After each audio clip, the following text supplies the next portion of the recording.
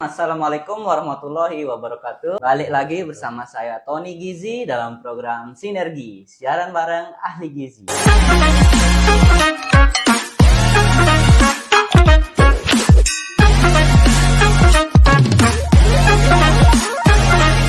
Alhamdulillah nih kesempatan sekarang ini saya ditemani oleh salah seorang, saya bisa bilang beliau ini senior saya, sekaligus kakak saya juga. Jadi saya kenalin langsung aja Pak ya. Jadi beliau ini adalah Bapak Ahmad Junaidi Eskep Nurse ya. Jadi sehari-hari beliau ini dipanggil dengan sebutan Pak Jun ya. Jadi basic beliau adalah seorang keperawatan ya. Dulu lulusan mana Pak? Di Universitas Bagu ya, Kabupaten Lombok Tengah ya.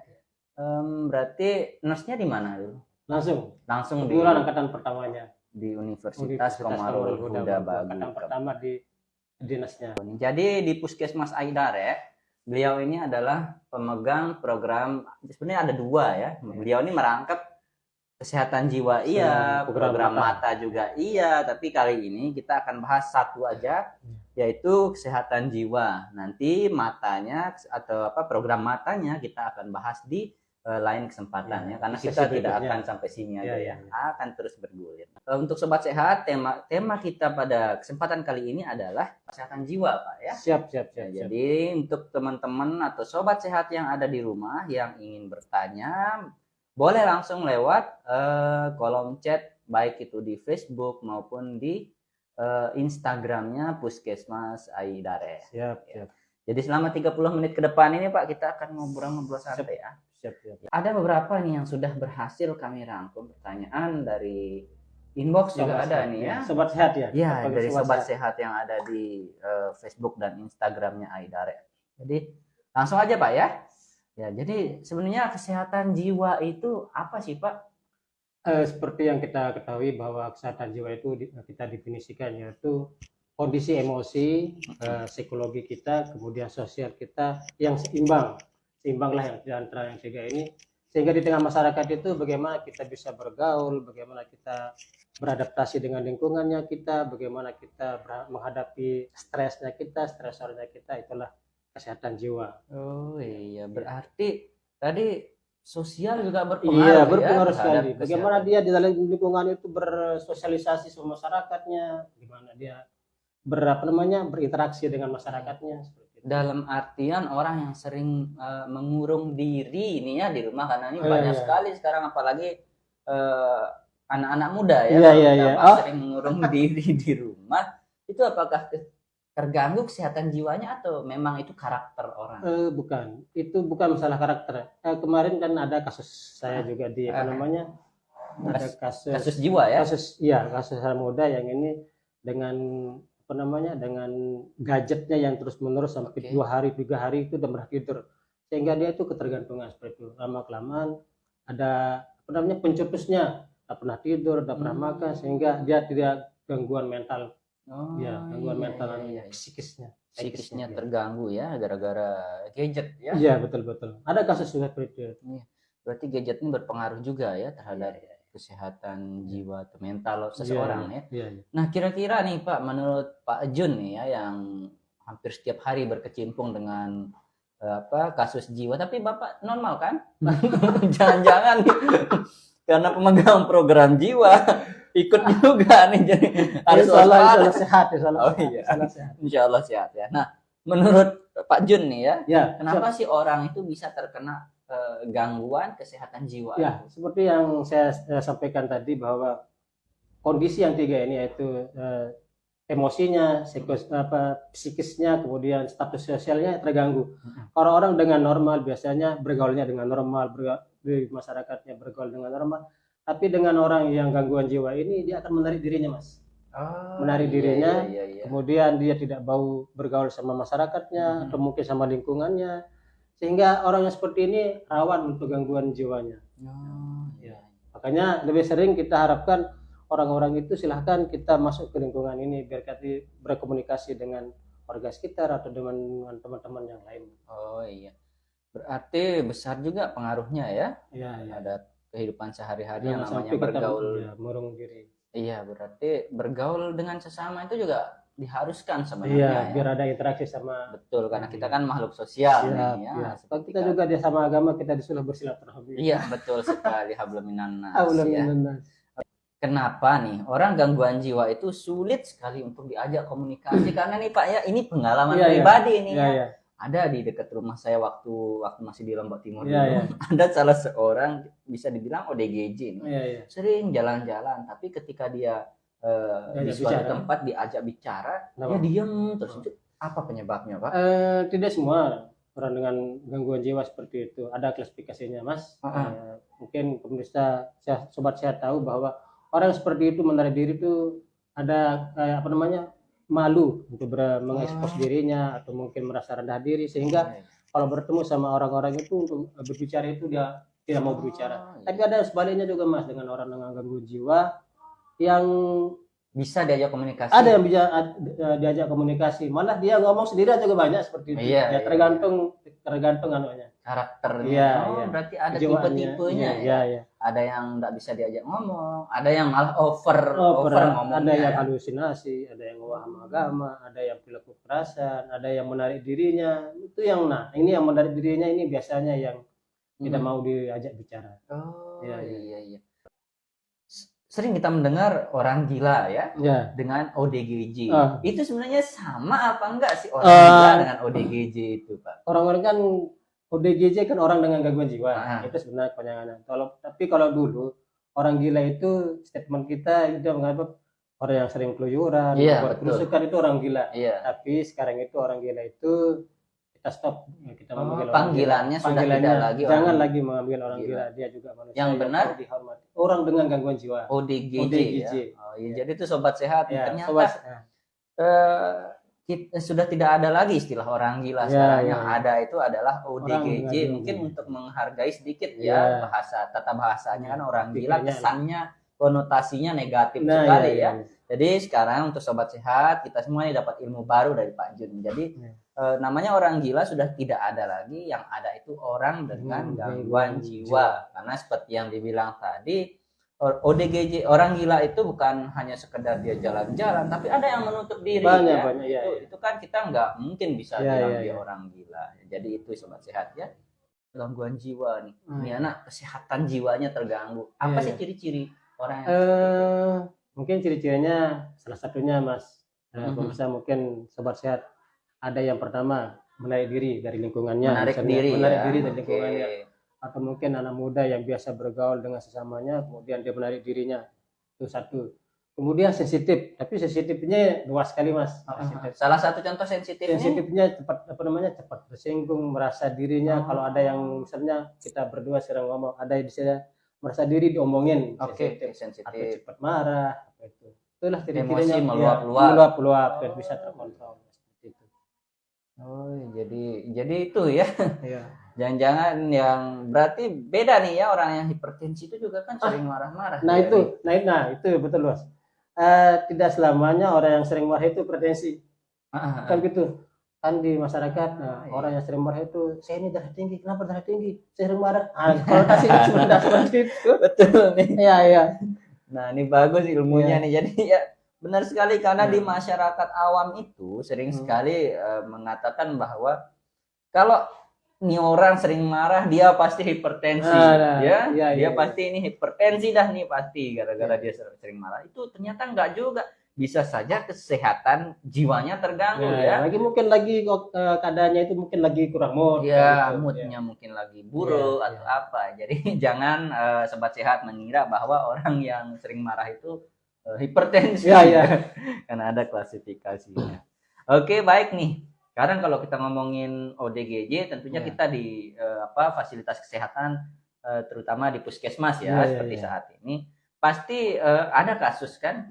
Ada kita punya kasus. Ada pasti ya. Ya, dari tahun selama saya pegang program ini, dari tahun 2018 itu kasusnya pertama-tama itu sekitar 45.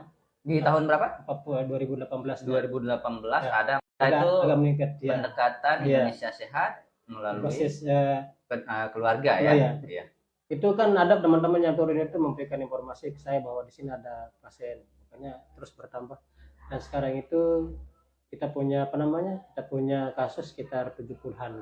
Dari 2018 sampai hari ini ya. 70-an lebih. Itu kumulatifnya ya, Iya, iya. jumlah semua ya. Itu yang terdata. Yang sudah yang sudah terdata. Yang terdata.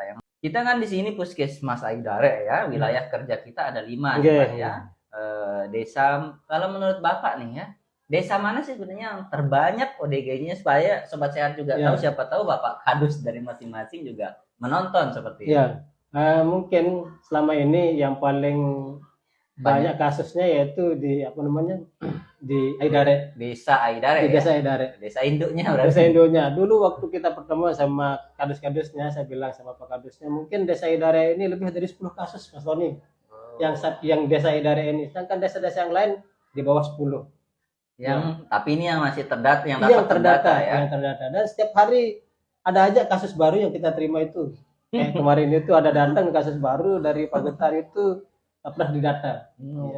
Nah, ini menarik nih, kalau misalnya ada kasus baru nih ya, bagaimana sih cara kita melaporkannya atau bagaimana? Ada tata caranya nggak sih? Ya, kalau kasus baru. Kami harapkan kan, terutama yang untuk kita turun waktu ke kadarnya, nanti harapkan kalau memang ada kasus baru silakan hubungi kami yang di Puskesmas itu, biar nanti kita penangannya, follow up-nya langsung kita ke masyarakatnya, biar nanti kita apa namanya, membimbing keluarga atau masyarakatnya itu kita untuk membawa ke pelayanan kesehatan. Kalau memang kita bawa ke rumah sakit, kita sarankan. Ya, tapi biasanya nih Pak Jun ya, kalau misalnya saya contohnya ya, punya keluarga, salah satu keluarga yang ODGJ, tapi saya malu melaporkannya ke petugas kesehatan, jangankan petugas kesehatan, ke sekeliling rumah saja, saya malu. Itu bagaimana tuh kasusnya? Apakah boleh nih si kadusnya melapor ke kita atau bagaimana? Ini sih pengalaman ini Mas Tony.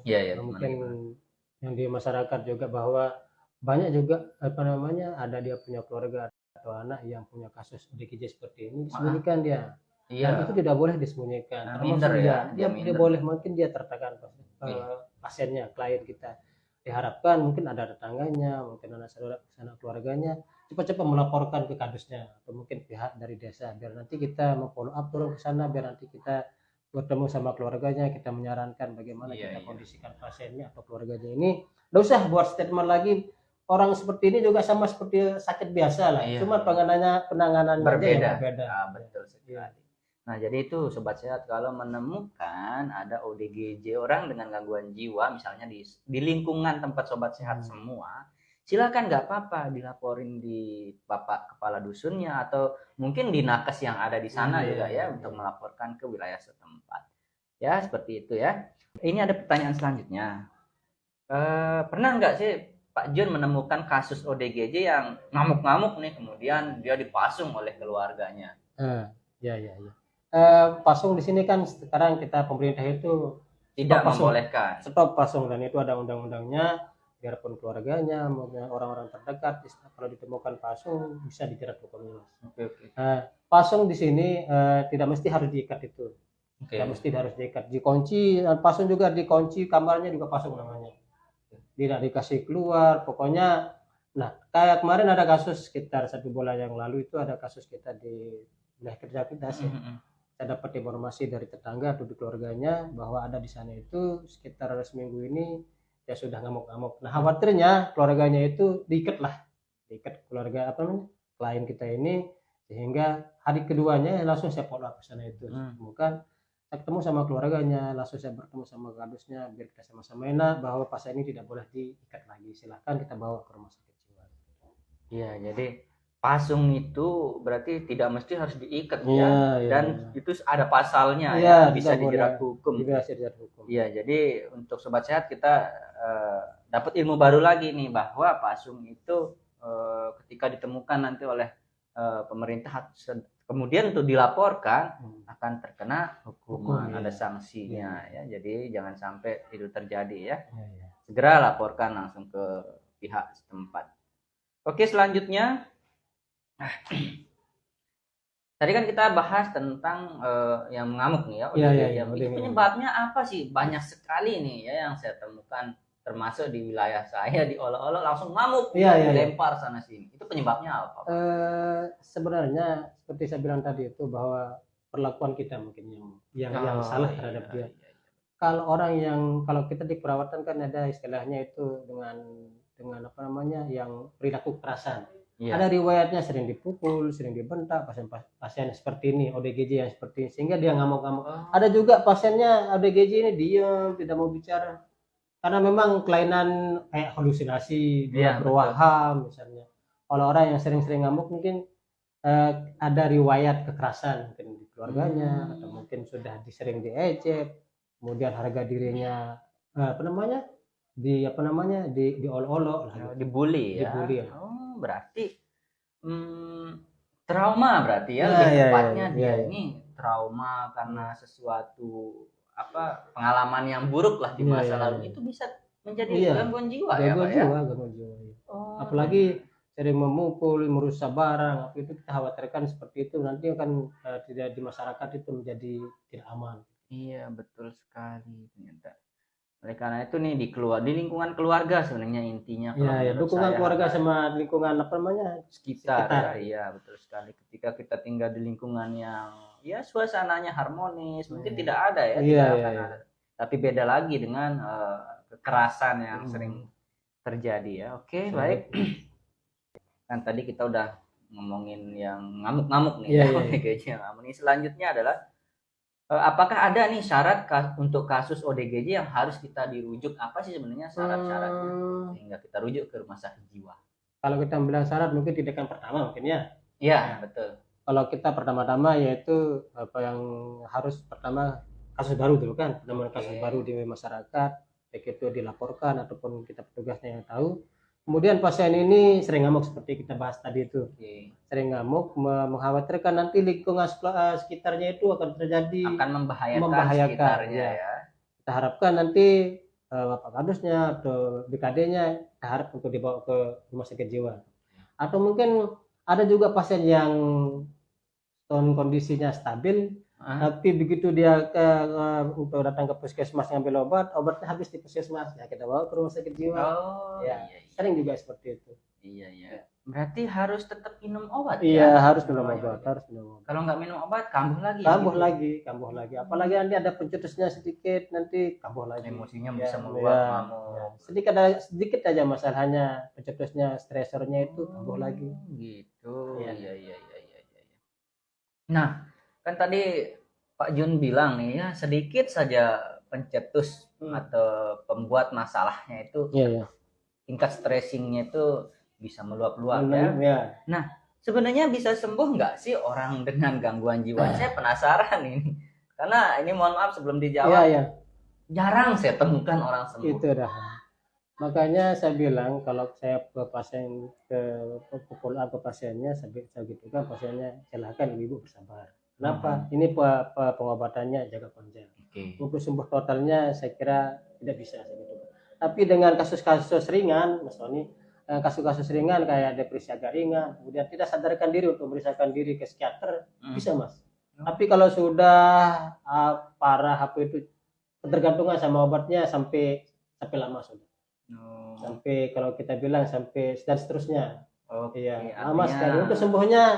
Untuk sembuh total tidak bisa Mas. Kemungkinannya tidak bisa ya. Tidak bisa. Tapi kenapa kita berikan obat hanya untuk bagaimana klien kita ODGJ itu bisa mandiri, tidak tergantung sama keluarganya, yang makan minumnya, yang mungkin mandinya, ya seperti itu. Makanya kita sarankan untuk keluarganya itu untuk selalu minum obat, jangan sampai putus minum obatnya. Ya seperti itu. Biar nanti tidak merepotkan keluarganya, tidak selalu membuat kerusakan. Ya minimal mandirilah sendiri ya. Dan tentunya mandi. Kita harus jaga perasaannya. Ya, itu yang paling utama. Karena percuma juga nanti ketika kita singgung sedikit meluap lagi. Ya betul. Banyak juga kasusnya seperti itu. Iya. Nih, kalau kita ngomongin puskesmas, pasti ini ada program dari puskesmas kan tentang bagaimana caranya mengelola atau mengatasi kasus-kasus ODGJ, terutama di wilayah kerja puskesmas kita nih, puskesmas Aidare. Apa sih program yang sudah dilakukan sama program jiwa? Kalau program sih sama aja mungkin Mas ya. Pertama-tama mungkin kita pendataan, kemudian kita pendata kalau memang ada kasus baru kita laporkan ke ke dinas kesehatan atau mungkin kalau memang perlu dirujuk kita rujuk pasiennya. Kemudian kita bagaimana setelah itu kita membuat planning, setelah kita memfollow up pasiennya, kita memberikan penyuluhan sama keluarga pasiennya biar nanti berkesinambungan program ini antara kami yang jadi pemegang program sama keluarganya itu. Kita data semuanya, pendataan lah. Setelah kita data, kemudian kita laporan, kemudian kita follow up pasiennya ke keluarganya, ke rumahnya. Selama ini penasaran saya, ada nggak kan sering follow up katanya Iya, kalau iya, ada iya. kasus baru Iya, iya, iya. maupun kasus lama Iya, mungkin iya, sekali di follow up juga Iya, ya. iya, iya. Tapi terlebih di kasus yang baru. Iya. Ada nggak sih keluarga yang menolak untuk dilakukan pemeriksaan atau follow up gitu? Alhamdulillah Selama selama ini tidak ada. Welcome aja, mungkin Welcome. semua keluarga masyarakatnya juga welcome aja. Dan apalagi jangankan kita follow up Mas, misalnya kita dari puskesmas datang ke rumahnya. Sering nih Mas kalau kita ditelepon sama rumah sakit jiwa, ini Pak ada pasien barunya mau di drop ke rumahnya. Oh iya, Oke. gitu kan. Kita langsung telepon ya kadusnya atau mungkin keluarganya bahwa ada keluarganya sekarang dari rumah sakit jiwa itu akan balik dan diantar ke rumahnya sama ambulan atau mungkin dari dinas dari perawat yang ada di rumah sakit jiwa itu. Oke. Untuk penolakan selama ini alhamdulillah malah kita didukung sama keluarga yang sebaliknya ya. Iya, iya. Alhamdulillah. Nah, ngomong-ngomongin di dropping balik ke rumahnya dari RSJ, berarti itu kondisinya apakah sudah membaik? Sudah bagus. Tapi dengan bimbingan dengan dari perawat dan dari rumah sakit juga mengkonseling lagi di sana keluarganya. Mengapa? Melakukan konseling sama keluarganya bahwa pasien ini harus sering-sering dikontrol ke puskesmas atau mungkin ke rumah sakit. Bagaimana pasien ini jangan sampai pencetusnya lagi ada. Iya, Kalau memang ada masalahnya nanti silakan dikonsultasikan ke puskesmas, ambil obatnya ke puskesmas. Seperti itulah. Oh ya, karena saya penasaran. Ya, ada ya. juga dibawa pulang ke rumahnya. Pada saat itu balik lagi dia ngamuk-ngamuk, ternyata itu alasannya. Iya. Nah memang nggak boleh kita menyinggung sedikit pun yang namanya Iya. karena dia belum stabil Ya, ya. ada aja juga kasusnya seperti itu. Oh iya. Begitu habis obatnya keluarganya lupa ngambil obat, kabur lagi, bawa ke sini lagi. Ya. Ini lucu nih. Iya, Mitos atau fakta nih sekarang Pak Apa ya? Orang yang sering meluap emosinya seperti yang dibilang tadi itu bisa dikatakan kesehatan jiwanya terganggu. Orang marah itu kan sudah biasa Mas, manusiawi, dalam artian di kejiwaan kita ya. Berarti Orang itu mitos ya? Mitos. Kenapa? Belum tentu orang seperti itu lagi dakmut misalnya. Dan emosinya terkontrol, ya marah itu ya manusia. Ada banyak masalah. Mitos ya. Berarti itu mitos. Belum tentu orang yang sering meluap emosinya atau sering marah itu dia gangguan kesehatan mitos, jiwa. Ya. Itu hanyalah mitos. Iya. Karena tadi juga dijelaskan bisa saja dia banyak masalah atau mungkin memang memiliki riwayat hipertensi. Kita harus cek kembali kan. Oke, waktu itu lagi tidak mood mungkin ya. Iya, mungkin lagi banyak masalah ya. Oke, ini mitos atau fakta orang stres dan depresi dapat terganggu kesehatan jiwanya. Fakta. Ya? Kenapa fakta itu? Kan itu kan seperti yang pertama mungkin di pertama tadi itu ya gangguan kesehatan jiwa itu kan kalau sudah tidak stabil emosi, tidak stabil psikologisnya, tidak stabil sosialnya akan terjadi ya seperti itu. Kalau tidak lama-kelamaan akan terjadi depresi, akan terjadi stres, ya seperti itu fakta. Ya berarti itu fakta ya. Artinya kita nggak boleh terlalu sering stres, apalagi stressingnya itu tingkatnya tinggi nanti itu dapat mengganggu kesehatan jiwanya. Sama juga halnya dengan depresi. Iya. Kalau diterus-teruskan nanti lama-kelamaan jadi parah juga Mas. Nah itu dia. Lebih baik kalau memang ada indikasi kita sudah merasa tidak nyaman dengan suatu itu, lebih baik kita ngomong atau mungkin kita konsultasi ke psikiater mungkin. Nah kalau misalnya nih di masyarakat kita kan jarang orang konsultasi apalagi ke psikiater. Iya. Langkah pertama boleh nggak sih sebenarnya dia cerita ke salah seorang teman atau keluarganya supaya keluhannya itu keluar gitu loh, nggak mesti ke psikiater. Iya. Boleh nggak tuh? Boleh. Ya kita harapkan seperti itu. Dan di keluarga itu memang ada orang-orang yang terdekat yang dipercaya sama klien kita ODGJ ini. Kenapa? Orang yang terdekat itu adalah ibunya, mungkin bapaknya, atau mungkin saudaranya. Tapi ada yang tiga-tiganya tidak disebut. Ada temannya juga. Betul. Dia curhat sama teman-temannya bahwa ada punya masalah. Takut sama keluarganya, mungkin sama orang tuanya, dia bicara sama temannya. Betul. Itu yang kita gali nanti. Bawa lagi ke rumah puskesmas. Ya, jadi untuk sobat sehat yang ada di rumah yang punya masalah kemudian dipendam sendiri itu jangan ya. Harapannya jangan sama sekali dipendam. Lebih baik diutarakan, dikeluarkan, dicurhatkan. Tapi Sama orang yang dipercaya. Iya, sama orang yang dipercaya. Iya. Jangan sampai di sosial media. Ya, oh jangan. Ini masa-masa sosial media sedikit-dikit curhatnya. Tambah depresi itu, Mas. Tambah depresi nanti Iya, itu iya. ya. Karena yang ditakutkan adalah ketika dipendam sendiri itu bisa mengganggu kesehatan jiwanya nanti ya. Terus dijelaskan tadi juga kalau itu berlangsung secara terus menerus dalam jangka waktu lama itu menjadi parah nanti. Jadi parah ya. Itu yang kita perilaku kerasan biasanya atau menarik diri, seperti itulah. Dan lama kelamaan nanti sulit juga diajak nanti ke rumah sakit sama keluarga.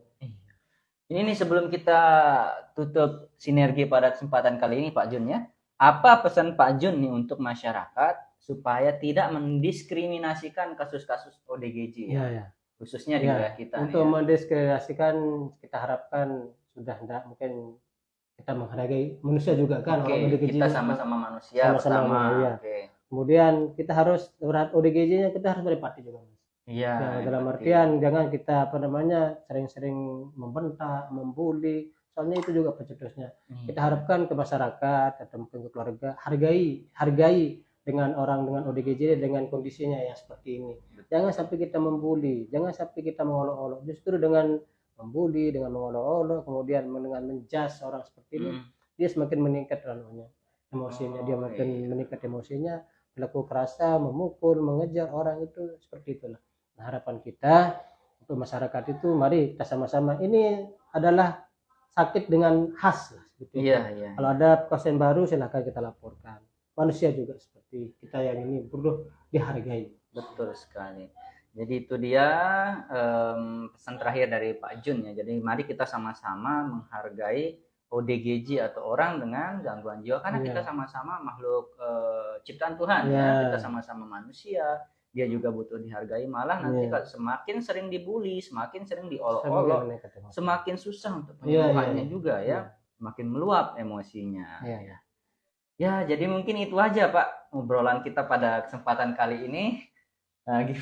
Oke, terima kasih sudah diundang ke. Iya, nanti kita akan balik lagi ya dengan program mata ya. Tapi kita bergiliran nanti ada waktunya. Oke, karena pertanyaannya juga sudah habis. Jadi cukup sekian sinergi untuk kesempatan kali ini. Insya Allah minggu depan sinergi akan balik lagi tentunya dengan pemegang program yang berbeda ya. Dengan tema yang berbeda pula tidak kalah menarik dari tema kita pada hari ini. Sekian dari saya, kurang lebihnya mohon maaf, mewakili Pak Jun. Assalamualaikum warahmatullahi wabarakatuh. Waalaikumsalam warahmatullahi wabarakatuh.